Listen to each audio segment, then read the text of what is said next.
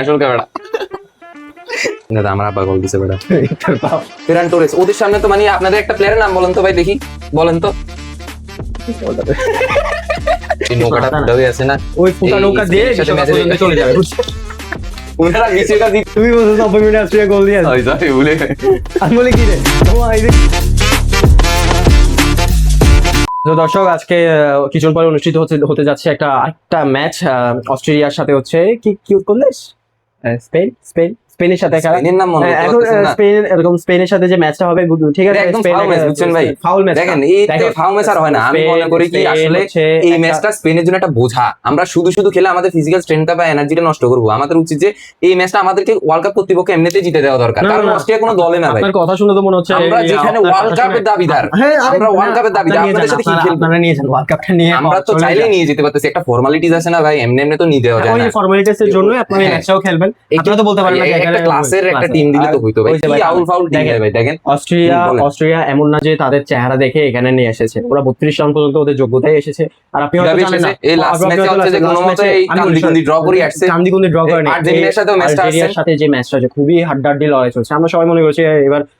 Algeria জিতে যাবে কিন্তু 90 মিনিটে এসে জিততে পারলো না এটাই তো আফসোস দেখেন যে একটা গোল দিয়ে আলজেরিয়ার সাথে এই অবস্থা স্পেনের সাথে কি করবে আমি মনে করি যে স্পেনের সাথে ওরা পাত্তাই পাবে না ওই আমরা এবার আরেকটা 7 আপ দেখবো বুঝছেন দর্শক আপনি আমার কথা মিলে রাখেন স্পেন ওদেরকে 7টা দিবে আমাদের টিমের যে পাসিং স্ট্রেংথ আমরা এত পাস খেলি ভাই ওই অস্ট্রেলিয়া প্লেয়াররা আমাদের পাস গুনতে দেখবেন 90 মিনিট যাবে গা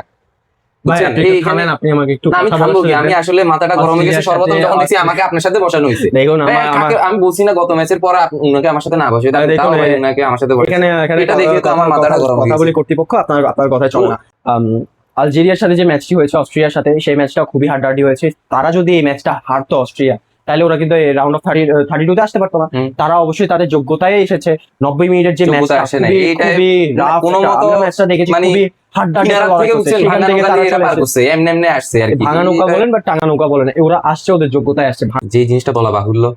কেন স্পেন এই ম্যাচটা জিতবে আমি শুরু করি তো স্পেন হারার কোনো চান্সে নেই এই আউল ফাউল একটা দল নামাইছে আপনার কি মনে হয় ভাই আপনি নিজে বলেন অস্ট্রিয়ার দলের কর্তৃপক্ষ হয়ে আপনি বলেন স্পেনকে কি হারানোর যোগ্যতা আপনাদের আছে নাই এই নাই বলছে কই নাই বলছে অবশ্যই আছে কানে কানে নাই বললেন না কি রে ভাই এটা তো স্ক্রিপ্টে ছিল না তো আপনি হ্যাঁ কেন বলতেছেন স্ক্রিপ্ট আমি আচ্ছা দেখেন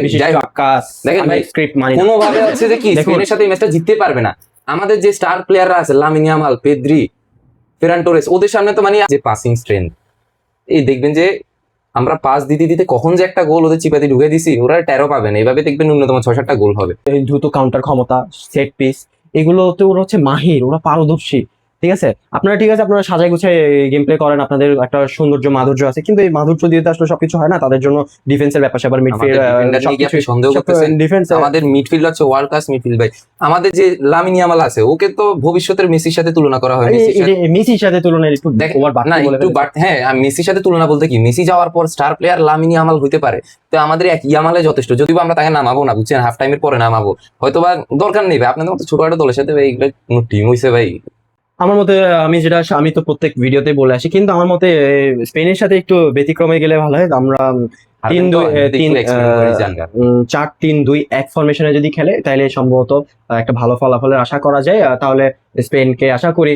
3-2 আশা করি জিতার একটা সম্ভাবনা দেখবো আর আদারওয়াইজ যদি এরকম না হয় তাহলে সম্ভবত আমি বলবো যে একটু ডিফেন্সে ফোকাস রেখে খেলাটা যদি ড্র করা যায় যেতে পারে তাহলে টাইব্রেকারে গিয়ে খেলাটা আমাদের ফেভারে আসবে ভালো একটা ফলাফল চাচ্ছে তো আপনাদের জন্য ভালো ফলাফল কি জানেন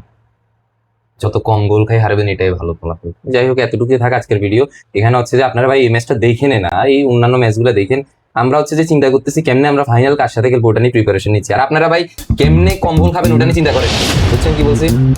লাইক